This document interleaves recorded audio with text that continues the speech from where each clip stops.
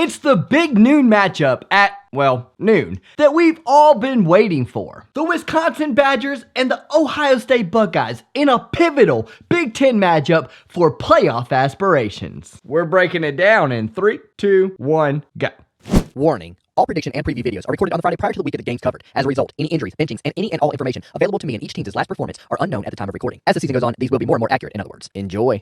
Now I know that Bucky has been getting a lot of hype lately, and rightfully so. They dismantled Michigan 35-14, but when you really look at it, it was 35-0 at one point. Good job, Michigan. They crushed Sparty 38-0. And at the time of writing this, they have only given up 29 total points and have 4 freaking shutouts. 29 points. That's only 4.83 points per game if you can't do the math and you're a Wolverines fan. So us Buckeyes are well aware of what we're actually up against this coming Saturday. But with everything they do well, they're still not us. Let me tell you why. They simply don't have the do-it-all quarterback that we have in Justin Fields. Fields has thrown for 18 touchdowns to just 1 interception, has completed 69.5% of his passes, and has run the ball for 283 yards, 5 yards per carry, and 8 touchdowns to boot. His counterpart in Jack Coan's numbers, also just 1 interception, but only 8 touchdowns by air and 2 on the ground. He's just not a threat. And before I hear your Piper Googling over his 76.3% completion percentage, you need to keep in mind that he's only throwing for 8.3 yards per completion and has just 1,119 yards on the season. Not exactly chucking the ball downfield, if you know what I mean. So what I'm seeing is a team that relies very heavily on its very good defense and its all-world running back, Jonathan Taylor. Sounds to me that if Fields works even a slither of his magic and we contain Taylor, we'll walk out of this thing with the letter that you have on your helmet. That'd be a W.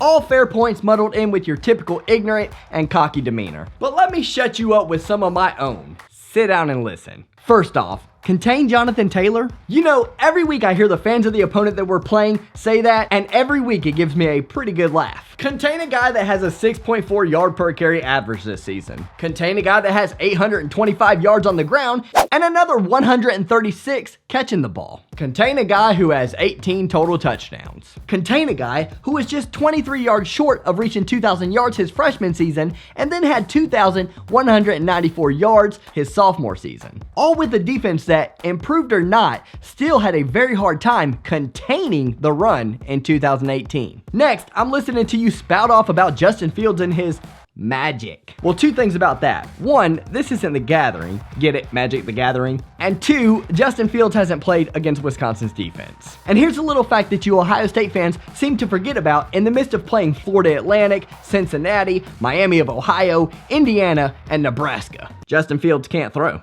Ask Shea Patterson how that worked out for him when his completion percentage was less than 50% and he only had 219 yards by air, most of which came in garbage time.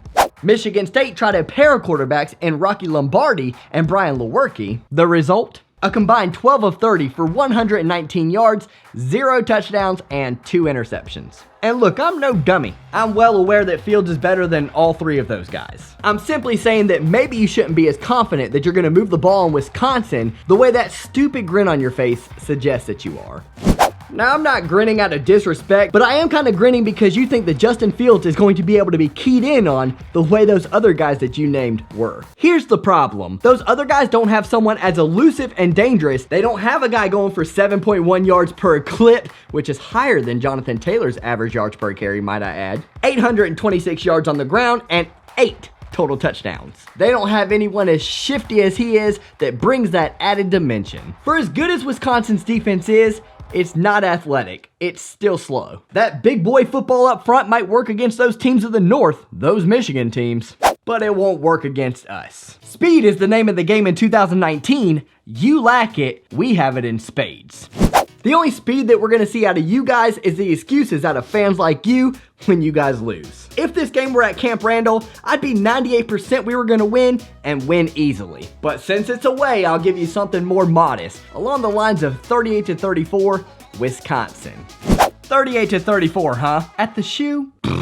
Give me 30-20 Buckeyes. OH. Look, I don't care that I have a YouTube channel and I'm trying to be non-biased. As a Michigan fan, I ain't saying that. Guys, at the time of writing this, 1,197 people have found this channel interesting enough to say, yes, I'll subscribe. From the bottom of my heart, I appreciate that. If you're a Buckeyes fan, I do rag on Ohio State from time to time, but for the most part, it's pretty standard banter, nothing too huge. I'd really appreciate it if you considered subscribing. If you're a Badgers fan watching this, you guys have always had a solid program on and off the field. That's something that's not as much appreciated these days, but it needs to be. I'd appreciate it also if you consider subscribing. I'll be covering the Badgers all season long more than likely because, well, they're scary good. See what I did there? It's almost Halloween. Let me know below who you root for, what you think the score is going to be, and why. Don't forget the why. We like substance around here. It's very important. I'll see you guys down there to chat it up with you. Keep it clean and God bless.